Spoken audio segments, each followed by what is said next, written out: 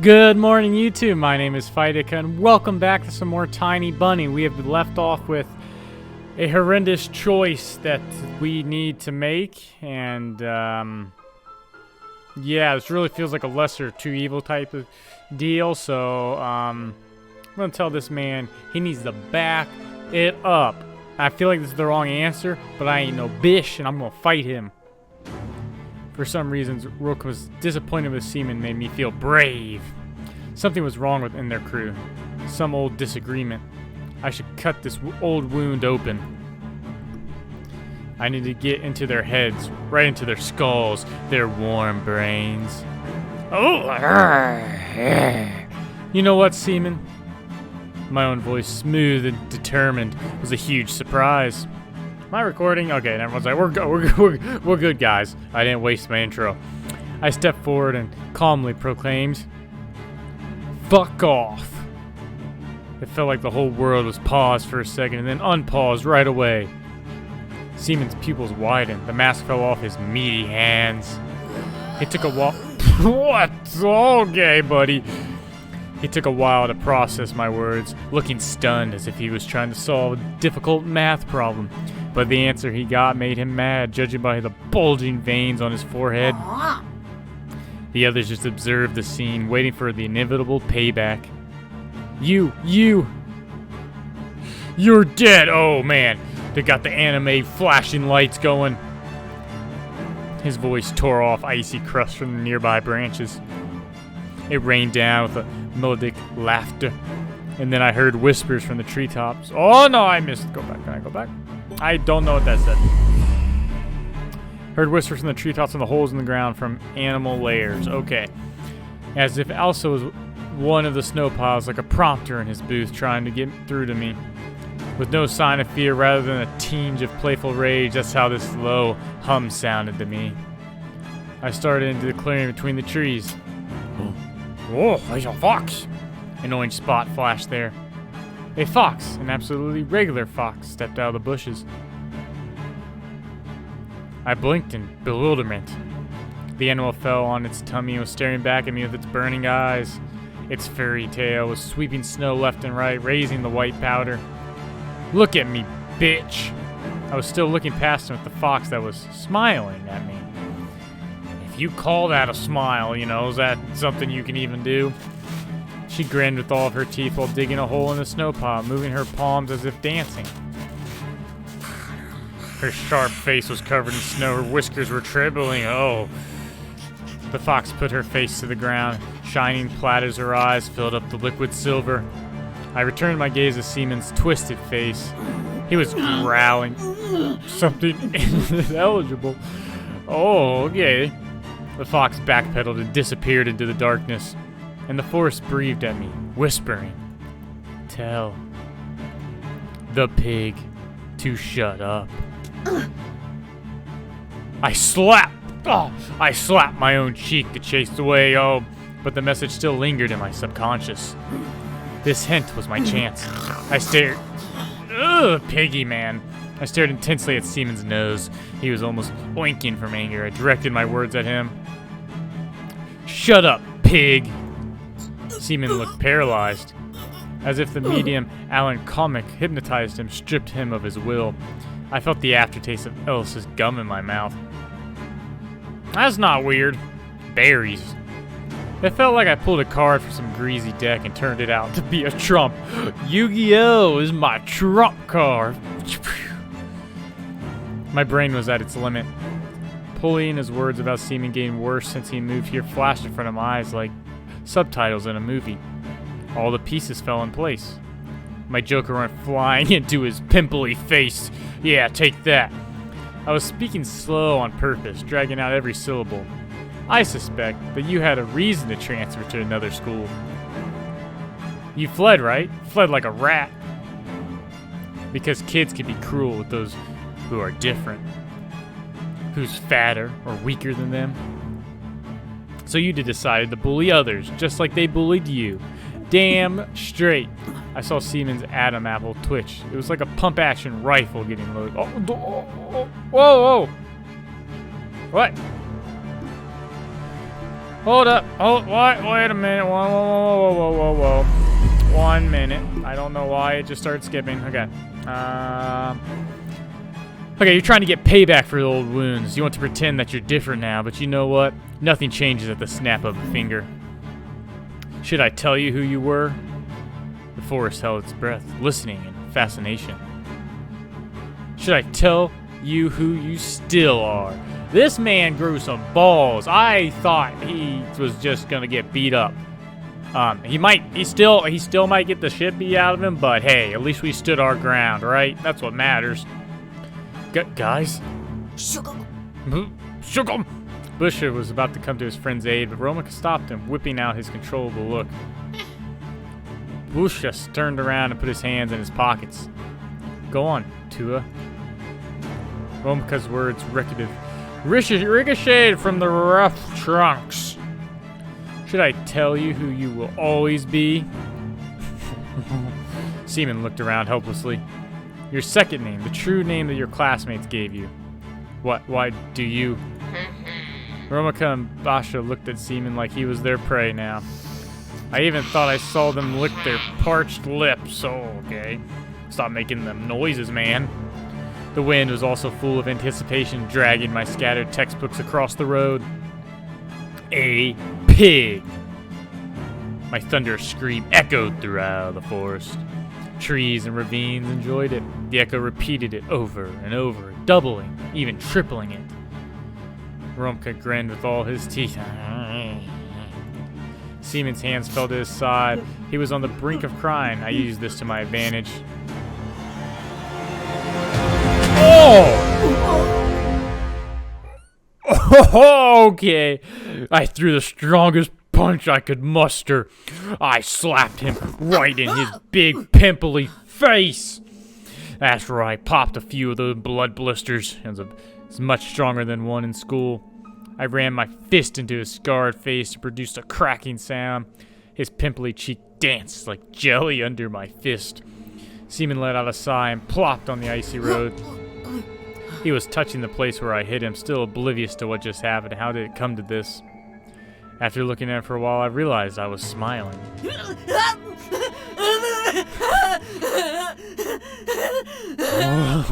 Alright, buddy. Fatso returned to his senses and threw himself at me, his face twisted with anger. But I dodged his charge quite easily after the great practice I had playing with Elsa. Oh! He fell into the snow and landed right on a pile of dog feces. Karma's a bitch. This made him squeal in agony, no pun intended. Attaboy, Toa. I thought you were a wimp, but you've given the fatso a good whooping. Seymon started sobbing after he realized the direness of this situation. Fuck! What will I say to Grandma? She'll kill me when she sees this. What are you whining about? Get your head out of your ass. Boy, you missing your two front teeth. You got a big old bowling ball looking mouth.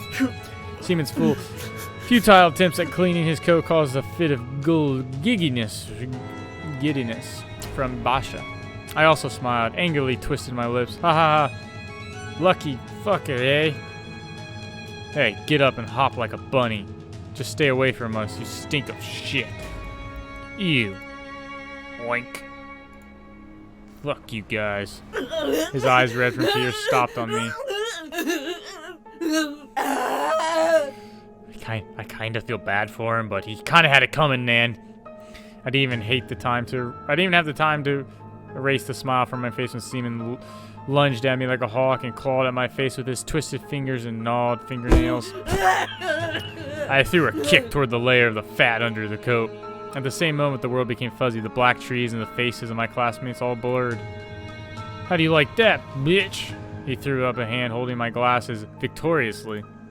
But his triumph was short-lived. Two blurry silhouettes rushed forward. Seymon's former friends. I heard the familiar sound of someone being slapped around. This is against the rules, asswipe. Give back the oculars now. Fight like a fucking man, eh? Judging for Seymon's sighing and grumbling, he didn't agree with his friend's terms. What the fuck? Ouch! Ooh! This turned real quick-a-rooney. Just, okay. Betraying me for this piece of shit. Oh, yeah, okay. Fuck you, are we even friends anymore? Oink. A huge figure tumbling in the snow barely managed to break out from the rain of punches and ran for the hills, dissolving into twilight. We'll get you at school tomorrow, Porky. That's right. You'll answer for this, eh? I'll cut your throat, you hear? Romica and Basho started throwing pieces of ice from the fleeing seaman, but then twitched to hurling mockery. Porky! The snow rustled. The two boys, clearly out of breath, approached me. I was finally able to make out their faces clearly. My glasses? Romica cursed under his breath. The fucker got him. At least we whipped his ass real good, eh? He'll come to school with a shiner this big. Basho let out a throaty laugh. This kid there's some major problems going on in that fathead. Hyenas and the Lion King would envy a laugh like that. Hoo boy. Can you see without your glasses, Toa? A little bit. A hand holding a red rectangle protruded from the mist. Romica was offering me a cigarette. My treat.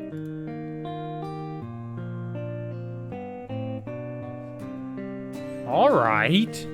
I squinted, trying to make out the brand, even though I didn't know anything about cigarettes. I haven't tried smoking yet, and I didn't really want to start. I wonder if they'll keep hanging out with me if I won't adopt all their habits. After a moment of hesitation, I shook my head. Into sports, huh? Ha!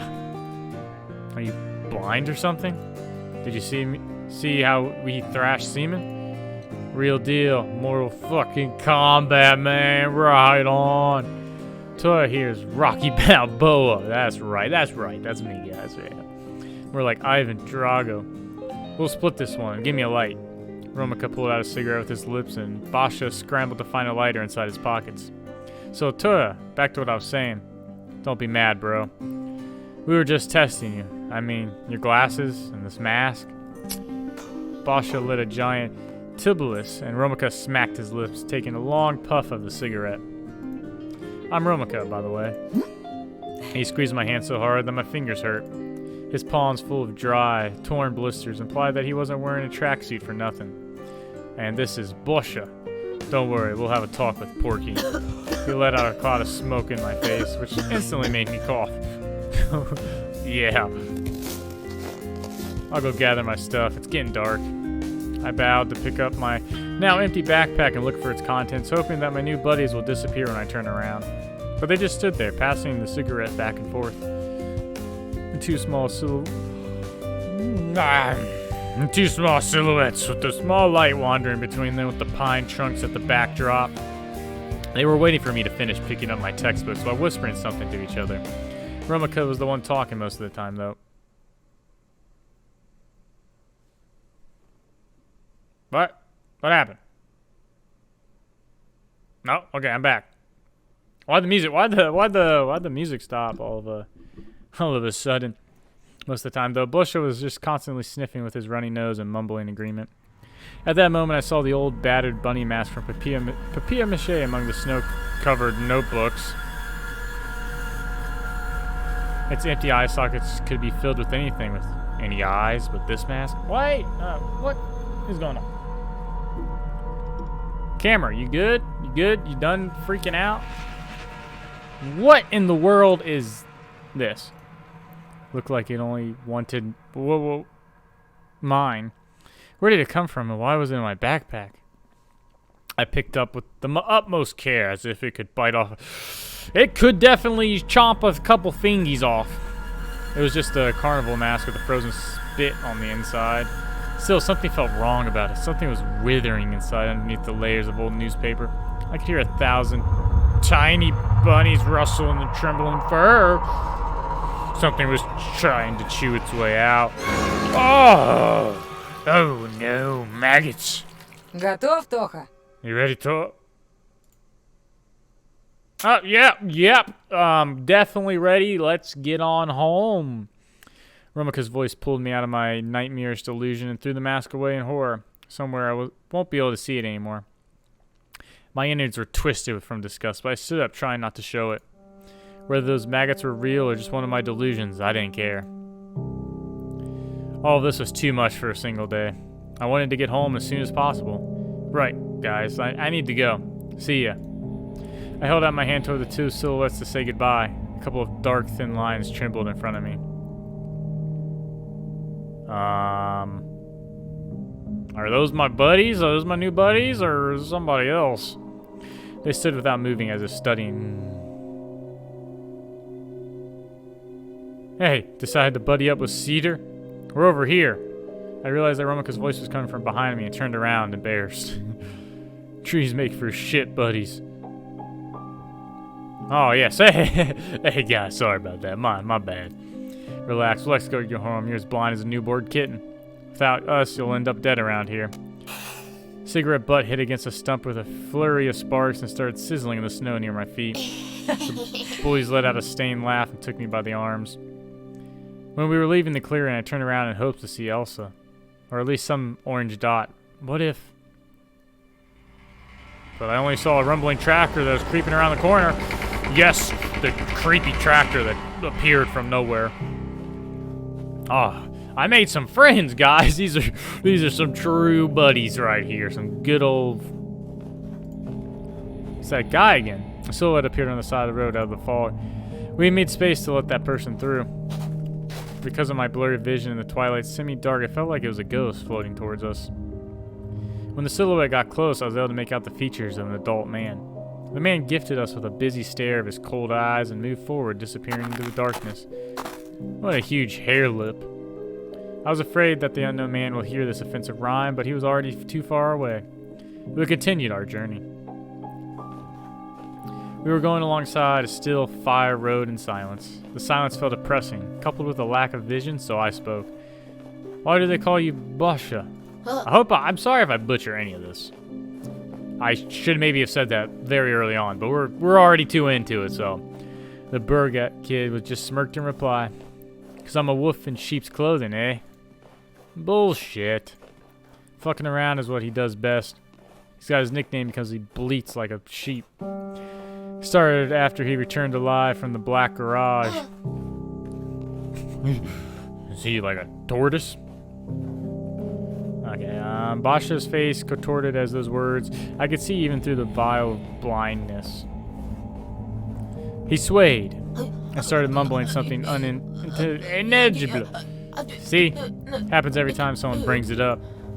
What are you talking about? Did you really not hear that horror story? On one pitch black street, in a pitch black alleyway, there's the pitch black garage, and knows everything about you. Where you live, what you like, who your friends are. I'm sure you've heard about the missing kids. Yeah, I'm about to get a big old reward. I'm gonna find.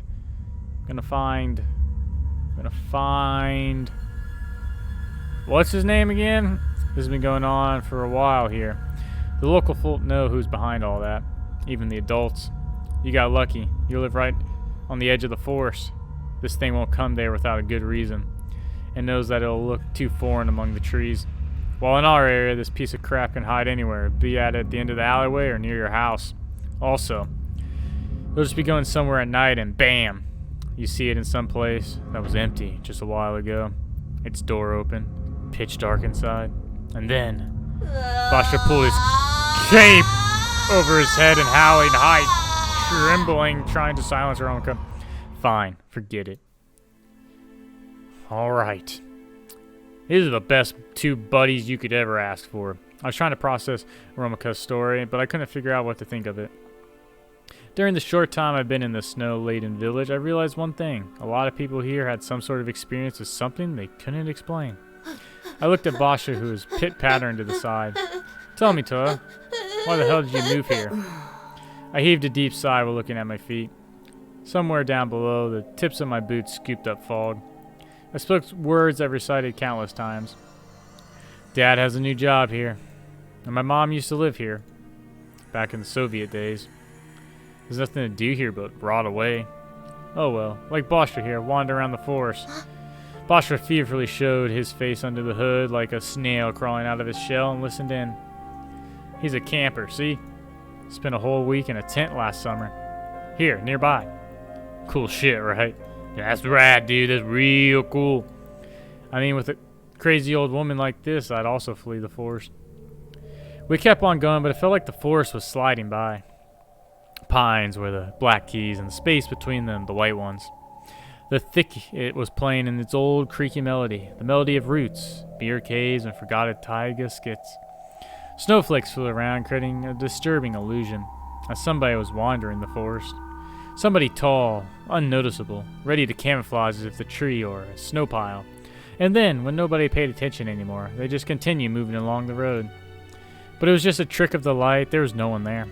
At least I wanted to think that. No one's behind me, is there? Oh, God! Romika suddenly stopped and said, "Hear that?" Somebody snooping around the forest. The skin under my clothes started itching. My stomach started aching. We looked the way Romika was pointing, really tall, matching our speed. There were no tall silhouettes behind the mast of pines, just shadows creeping in the semi-dark. I don't see anything, man. What is it? Slow shadows? Fast shadows? Hungry shadows? The snow that fell silently from the branch made me shiver and bite my lip. As if something huge lifted off the tree and flew away, maybe even toward us. Romika picked up a pine cone from the ground and threw it into the thicket. "Hey!" His shout ricocheted as if it hit tightly a sprung drum. The echo mocked Romika, then the silence reigned again. "Did you see that?" I shook my head.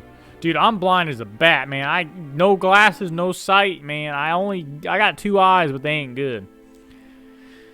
Only things I could see were the vertical strokes of the trees and the darkness, the snow, and the hazy silhouettes of my companions. I remember the rough, textured trunks, the spongy lichen, and the icy bits of the bottoms of the ravines. Let's move faster. The sun is setting. I was again grabbed by the elbows and dragged along toward the forest, toward the pointy spires of branches. The sun had finally snuck behind the green peaks. The darkness writhed, spread its shoulders, and started spreading like smoke. It started snowing, thick, sticky flakes, white flies flowing, the scent of dead meat. My vision had become a small island washed by dark waters. I was grasped by the same worrying feeling I had in the morning. I felt that somewhere far away at the edge of comprehension, I heard a very calm and silent flute playing. Okay, that's normal. The sound was fragile, like ice in the marsh, above the dormant waters of the bottomless lake. I scraped inside of my ear with my finger to get rid of that auditory hallucination. The forest was silent. I imagined a child walking at night under the watchful eyes of pines. Did you know Vova Matakan? The boy who went missing recently? Weren't we looking for him, sweetie? I shuddered and stopped, staring at the person who was guiding me. At Elsa in her unchanging fox mask. What is going on? What happened to my good buddies? The girl was gently holding my elbow. What? Why are you? I lost sight of you. You did because you were careless. I squinted in suspicion. How long were you following us? What do you mean, how long? I was always by your side. And who, us? Stunned, I looked around, but couldn't find Roma or Basha. And then I felt a cold finger on my wrist. Let's go. We were going to look for Vova.